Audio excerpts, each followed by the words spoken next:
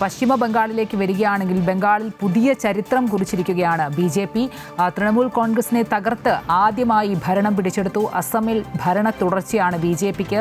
ആഘോഷ പരിപാടികളിലെല്ലാം പങ്കെടുത്ത് പ്രവർത്തകരെ അഭിസംബോധന ചെയ്യുന്നതിനായി പ്രധാനമന്ത്രി അല്പസമയത്തിനകം തന്നെ ഡൽഹിയിലെ BJP ആസ്ഥാനത്തെത്തുമെന്നാണ് മനസ്സിലാക്കുന്നത്.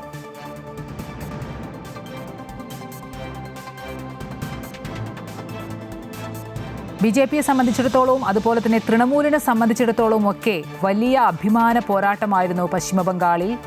വോട്ടെണ്ണലിന്റെ തുടക്കം മുതൽ തന്നെ തൃണമൂൽ കോൺഗ്രസും മമതയും എല്ലാം പതറുന്ന ഒരു കാഴ്ചയാണ് കാണാൻ സാധിച്ചത്. BJPക്ക് ഒരു വ്യക്തമായ മേൽക്കൈ വോട്ടെണ്ണലിന്റെ എല്ലാ സമയത്തും ഉണ്ടായിരുന്നു. ഇപ്പോൾ BJP ആസ്ഥാനത്തുള്ള സന്തോഷ പ്രകടനത്തിന്റെ ദൃശ്യങ്ങളാണ് കാണുന്നത്. ജിഷ്ണു കൃഷ്ണൻ ചേരുന്നുണ്ട്. ജിഷ്ണു, പശ്ചിമബംഗാളിൽ സൂചിപ്പിച്ച പോലെ തന്നെ പുതിയ ചരിത്രം കുറിച്ചിരിക്കുകയാണ് BJP. ഒപ്പം തന്നെ മമതയ്ക്ക് വീഴ്ചയും.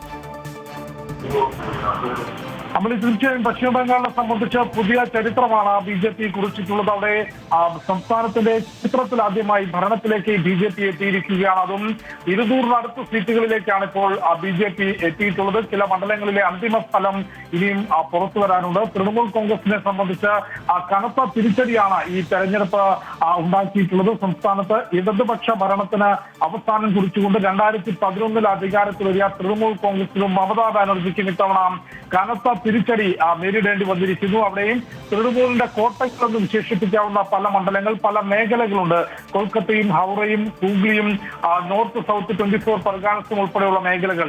ഈ മേഖലകളിലെല്ലാം തന്നെ മണ്ഡലങ്ങൾ പിടിച്ചെടുത്തുകൊണ്ടാണ് BJP അവിടെ തൃണമൂൽ കോൺഗ്രസിന്റെ മലർത്തിയടിച്ചുകൊണ്ട് സംസ്ഥാനത്തിന്റെ ചരിത്രത്തിൽ ആദ്യമായി ഭരണം പിടിച്ചിട്ടുള്ളത്. അതിന്റെ ആഘോഷത്തിലാണ് കൊൽക്കത്തയിലും ഒപ്പം ഡൽഹിയിലുമെല്ലാം BJP പ്രവർത്തകരുള്ളത്. ഡൽഹിയിൽ BJP ആസ്ഥാനത്ത് ദീൻദയാൽ ഉപാധ്യായ മാർഗിലെ BJP ആസ്ഥാനത്ത് അല്പസമയത്തിനകം തന്നെ പ്രധാനമന്ത്രി നരേന്ദ്രമോദി പ്രവർത്തകരെ അഭിസംബോധന ചെയ്തുകൊണ്ട് സംസാരിക്കും. ഇതിനോടകം തന്നെ അദ്ദേഹം സമൂഹ മാധ്യമങ്ങളിലൂടെ ബംഗാൾ ജനതയ്ക്ക് നന്ദി അറിയിച്ചിട്ടുണ്ട്. വികസന അജണ്ടയാണ് BJP മുൻപോട്ട് വെച്ചിട്ടുള്ള വികസന അജണ്ടയ്ക്കാണ് ജനങ്ങൾ വോട്ട് ചെയ്തിട്ടുള്ളത്. അതുകൊണ്ട് ബംഗാൾ ജനതയുടെ സ്വപ്നങ്ങൾ സാക്ഷാത്കരിക്കാൻ സാധ്യമായതെല്ലാം ചെയ്യും എന്ന പ്രഖ്യാപനമാണ് പ്രധാനമന്ത്രി നരേന്ദ്രമോദി നടത്തിയിട്ടുള്ളത്. ബംഗാളിനെ സംബന്ധിച്ച് രാഷ്ട്രീയ ചിത്രം പരിശോധിക്കുമ്പോൾ അവിടെ ഒരു തവണ ഭരണം നഷ്ടപ്പെട്ടു കഴിഞ്ഞാൽ പിന്നീട് രാഷ്ട്രീയ ചിത്രത്തിലേക്ക് തിരിച്ചു വരിക എന്നുള്ളത് ഏറെ പ്രയാസപ്പെട്ട കാര്യമാണ്. അവിടെ മുൻപ് അതാണ് ഏറ്റവും പ്രധാനപ്പെട്ട കാര്യം. ജിഷ്ണു സൂചിപ്പിച്ച പോലെ തന്നെ ഭരണം നഷ്ടപ്പെട്ടാൽ പിന്നീട് തിരിച്ചു വരിക എന്നുള്ളത് വലിയ ശ്രമകരമായ കാര്യമാണ്. അതുകൊണ്ട് തന്നെ ഈ സർവ്വസന്നാഹവും ഉപയോഗിച്ചുള്ള ഒരു തെരഞ്ഞെടുപ്പ് തന്നെയാണ് തൃണമൂൽ അവിടെ നടത്തിയതെന്ന് നമുക്ക് മനസ്സിലാക്കാൻ സാധിക്കും. ആ രീതിയിൽ തൃണമൂൽ കോൺഗ്രസിനും അതുപോലെ തന്നെ മമതയ്ക്കുമുള്ള ഒരു തിരിച്ചടി എത്രത്തോളം വലുതാണ്. ഒപ്പം BJPയെ സംബന്ധിച്ച് പറയുകയാണെങ്കിൽ നമ്മൾ ഈ നോർത്ത് ഇന്ത്യയിലേക്കൊക്കെ വരികയാണെങ്കിൽ അവർ അധികാരം പിടിക്കാൻ ഏറ്റവും ബുദ്ധിമുട്ടിയ ഒരു സംസ്ഥാനം കൂടിയായിരുന്നു പശ്ചിമ ബംഗാൾ. BJPയെ സംബന്ധിച്ച് പശ്ചിമ ബംഗാളിൽ അധികാരം പിടിക്കുക എന്നുള്ളതൊരു അഭിമാന പോരാട്ടം കൂടിയായിരുന്നു. തീർച്ചയായും ബംഗാൾ കൂടി BJP പാളയത്തിലെത്തിയതോടെ ഒരു സംസ്ഥാനം BJP പിടിച്ചു എന്നതിനപ്പുറത്തേക്ക് അതിന് ദേശീയ രാഷ്ട്രീയത്തിൽ തന്നെ വലിയ പ്രാധാന്യമുണ്ട്. രാജ്യത്തിന്റെ രാഷ്ട്രീയ ഭൂപടത്തിൽ തന്നെ വലിയ മാറ്റമാണ് നിലവിൽ ബംഗാളിൽ വരുത്തിയിട്ടുള്ളത്. ബംഗാൾ എന്നുള്ളത് ഇതുവരെ BJPക്ക് ഭരണം നേടാൻ സാധിക്കാത്ത, വർഷങ്ങളോളം ഇടത് പാർട്ടി ഭരിച്ച, പിന്നീട് തൃണമൂൽ കോൺഗ്രസിന്റെ വലിയ രീതിയിലുള്ള ബഹുഭൂരിപക്ഷം നേടിക്കൊണ്ടുള്ള ഭരണമായിരുന്നു. ഒപ്പം BJPക്ക് എതിരെ നിന്നുകൊണ്ട് എല്ലാ സമയങ്ങളിലും പ്രതിപക്ഷ നിരയിൽ BJPക്കെതിരെ കനത്ത ശബ്ദമുയർത്തുന്ന ഒരു മുഖ്യമന്ത്രി കൂടിയാണ് മമതാ ബാനർജി. അത്തരത്തിലൊരു പ്രതിപക്ഷ ശബ്ദം കൂടി ഇല്ലാതാക്കിക്കൊണ്ടാണ് ബംഗാളിന്റെ മണ്ണുകൂടി BJP പിടിച്ചെടുത്തിട്ടുള്ളത്. തൃണമൂലിന്റെ പരാജയം വിശകലനം ചെയ്യുമ്പോൾ നിലവിൽ 90-ൽ താഴെ സീറ്റുകളാണ്. അതിൽ ഭവാനിപൂർ മുഖ്യമന്ത്രി മമതാ ബാനർജിയുടെ മണ്ഡലത്തിൽ തന്നെ ഒരു തവണ മമതാ ബാനർജി പിറകിൽ പോയി വളരെ പ്രയാസപ്പെട്ടാണ് ഭവാനിപൂരിൽ ഇപ്പോൾ ലീഡ് നേടിയിട്ടുള്ളത്. നേരത്തെ നന്ദിഗ്രാമിൽ BJPയോട് പരാജയപ്പെട്ട മമതാ ബാനർജി ഇത്തവണ വളരെ കഷ്ടപ്പെട്ട ഭവാനിപൂരിൽ വിജയിച്ചു കയറുമ്പോൾ മമതയുടെ അടുത്ത അനുയായികളെല്ലാം തന്നെ കനത്ത പരാജയമാണ് ഏറ്റുവാങ്ങിയിട്ടുള്ളത്. അത് കൊൽക്കത്തയിലും നോർത്ത് സൗത്ത് 24 പർഗാനസ് മേഖല ഉൾപ്പെടെ തെക്കൻ ബംഗാൾ മേഖലയിലുടനീളം കനത്ത പരാജയം. അതായത് തൃണമൂൽ കോൺഗ്രസ് വിചാരിച്ചത് ബംഗാളിന്റെ അതിർത്തി പ്രദേശങ്ങൾ, വടക്കൻ മേഖല, സിലിഗുരിയും ഡാർജിലിംഗും ഉൾപ്പെടുന്ന മേഖലകളെല്ലാം BJPക്ക് കൂടുതൽ സീറ്റുകൾ നൽകിയാലും കൊൽക്കത്ത ഉൾപ്പെടെയുള്ള പ്രദേശങ്ങൾ, തെക്കൻ ബംഗാൾ മേഖല ഈ തൃണമൂലിനൊപ്പം അടിയുറച്ചു നിൽക്കുമെന്ന ആത്മവിശ്വാസം മമതാ ബാനർജിക്ക് ഉണ്ടായിരുന്നു. എന്നാൽ ആ ആത്മവിശ്വാസം തകർത്തുകൊണ്ടും തൃണമൂലിന്റെ കോട്ടകൾ കോട്ടകൾ അടിച്ചു തകർത്തുകൊണ്ടുമാണ് പശ്ചിമ ബംഗാളിന്റെ മണ്ണിൽ ആദ്യമായി ഇത്തവണ BJP ഭരണം പിടിച്ചിട്ടുള്ളത്. അത് ദേശീയ തലത്തിൽ തന്നെ BJPയെ സംബന്ധിച്ച് വലിയ നേട്ടമാണ്. നിരവധി വർഷം 2016 തെരഞ്ഞെടുപ്പിൽ കേവലം 3 സീറ്റുകൾ മാത്രമായിരുന്നു BJPക്ക് ബംഗാളിൽ നേടാൻ സാധിച്ചത്. അതിന് മുൻപ് 2011 തൃണമൂൽ കോൺഗ്രസ് അവിടെ ആദ്യമായി ഭരണം പിടിച്ചപ്പോൾ മുഖ്യ പ്രതിപക്ഷമായി ഉണ്ടായിരുന്നത് CPM-ഉം കോൺഗ്രസുമായിരുന്നു. 40-നടുത്ത് സീറ്റുകൾ 2 പാർട്ടികൾക്കും അവിടെ ഉണ്ടായിരുന്നു.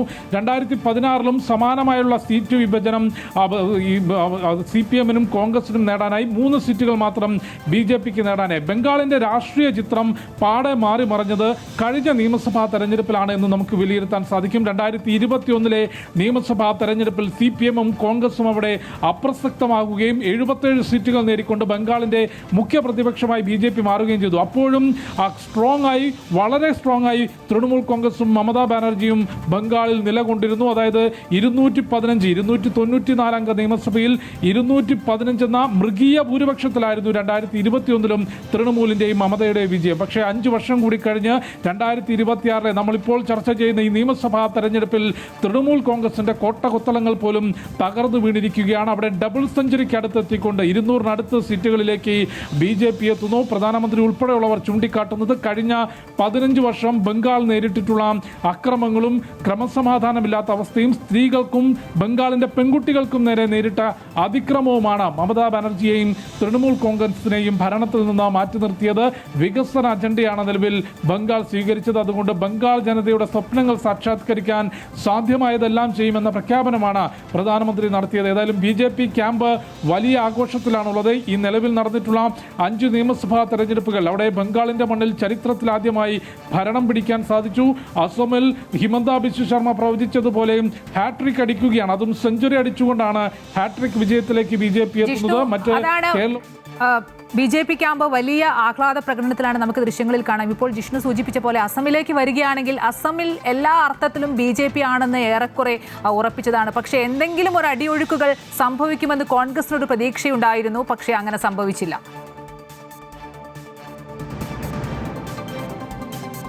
നമ്മളിവിടെ ഭരണത്തിലേക്ക് തിരിച്ചു വരാൻ സാധിച്ചില്ലെങ്കിലും പഴയൊരു പ്രതാപത്തിലേക്ക് എത്താൻ സാധിക്കുമെന്നൊരു പ്രതീക്ഷ ഗൗരവ് ഗൊഗോയുടെ നേതൃത്വത്തിൽ കോൺഗ്രസിനുണ്ടായിരുന്നു. 126 അംഗ നിയമസഭയിൽ 50-ൽ കൂടുതലെങ്കിലും സീറ്റുകൾ പിടിക്കാൻ സാധിക്കുമെന്നായിരുന്നു വോട്ടെടുപ്പിന് ശേഷം കോൺഗ്രസിന്റെ വിലയിരുത്തൽ. പക്ഷേ ആ ഭരണത്തിലേക്ക് എത്താനും സാധിച്ചില്ല. കോൺഗ്രസ് വിലയിരുത്തിയ സീറ്റുകളിലേക്കും എത്താൻ സാധിക്കാതെ 20-നടുത്ത് സീറ്റുകളിലേക്ക് മാത്രമാണ്. മുൻപ് 2016 മുമ്പ് കോൺഗ്രസ് അടക്കി ഭരിച്ചിരുന്ന സംസ്ഥാനമാണ് അസം എന്നുള്ള കാര്യം കൂടി ഓർക്കണം. 2016 അവിടെ ആദ്യമായി BJP ഭരണം പിടിക്കുന്നത്. പിന്നീട് 2021 ഭരണ തുടർച്ചയുണ്ടായി. ഹിമന്ത ബിശ്വ ശർമ്മ മുൻ കോൺഗ്രസ് നേതാവ് അവിടെ BJPയുടെയും ഒപ്പം നോർത്ത് ഈസ്റ്റ് റീജിയനിലെ വടക്കിഴക്കൻ സംസ്ഥാനങ്ങളിൽ BJP രൂപീകരിച്ച നോർത്ത് ഈസ്റ്റ് ഡെമോക്രാറ്റിക് അലയൻസ് എന്ന അലയൻസിന് ആ ഘടകകക്ഷികളെല്ലാം ചേർത്ത് നിർത്തിക്കൊണ്ട് വടക്കിഴക്കൻ സംസ്ഥാനങ്ങളിൽ BJPയുടെ തേരോട്ടത്തിന് കൂടി ഹിമന്ത കാരണമായിട്ടുണ്ട്. ആ ഹിമന്ത ബിശ്വ ശർമ്മയുടെ നേതൃത്വത്തിലാണ് അസമിൽ സെഞ്ചുറി അടിച്ചുകൊണ്ട് BJP ഭരണ തുടർച്ച നേടുന്നത്. അല്പസമയങ്ങൾക്ക് മുൻപ് മാധ്യമങ്ങളോട് പ്രതികരിച്ചിരുന്നു. ഇത് ജനങ്ങൾ നൽകിയ വിശ്വാസമാണ്, ജനങ്ങൾ അർപ്പിച്ച വിശ്വാസമാണ്. അതുകൊണ്ട് അവരുടെ പിന്തുണയിൽ വലിയ സന്തോഷമുണ്ട്. ജനങ്ങൾക്ക് വേണ്ടി പ്രവർത്തിക്കും എന്നുള്ളതാണ് ഈ വിജയത്തിന് ശേഷം ഹിമന്ത ബിശ്വ ശർമ്മ ഇപ്പോൾ മാധ്യമങ്ങളോട് പ്രതികരിച്ചിട്ടുള്ളത്. അത്തരത്തിൽ ബംഗാളിലും അസമിലും വൻ വിജയം നേടാൻ സാധിച്ചു. കേരളത്തിൽ അക്കൗണ്ട് തുറക്കാൻ സാധിച്ചു, വീണ്ടും അക്കൗണ്ട് തുറക്കാൻ സാധിച്ചു. തമിഴ്നാട്ടിൽ സീറ്റ് നേടാൻ സാധിച്ചു. പുതുച്ചേരിയിൽ BJP സഖ്യത്തിന് ഭരണ തുടർച്ച നേടാൻ സാധിച്ചു. അത്തരത്തിൽ വലിയ ആത്മവിശ്വാസം ദേശീയ തലത്തിൽ BJPക്ക് നൽകുന്നതാണ്. ദേശീയ തലത്തിൽ ജിഷ്ണു സൂചിപ്പിച്ച പോലെ തന്നെ വലിയ ആത്മവിശ്വാസമാണ് BJPക്കുള്ളത്. അസമിൽ തുടർഭരണം, ഒപ്പം പുതുച്ചേരിയിലും കേരളത്തിലേക്ക് വരികയാണെങ്കിൽ 3 അക്കൗണ്ടുകൾ തുറക്കാൻ സാധിച്ചു. തമിഴ്നാട്ടിലും സഖ്യകക്ഷികളുമായി മികച്ച പ്രകടനം കാഴ്ചവെക്കാൻ സാധിച്ചു. BJPയെ സംബന്ധിച്ചിടത്തോളം ഏറ്റവും വലിയ അഭിമാനവും അതുപോലെ തന്നെ അവരുടെ ആവശ്യവും ഒക്കെയായിരുന്നു ബംഗാൾ പിടിക്കുക എന്നുള്ളത്.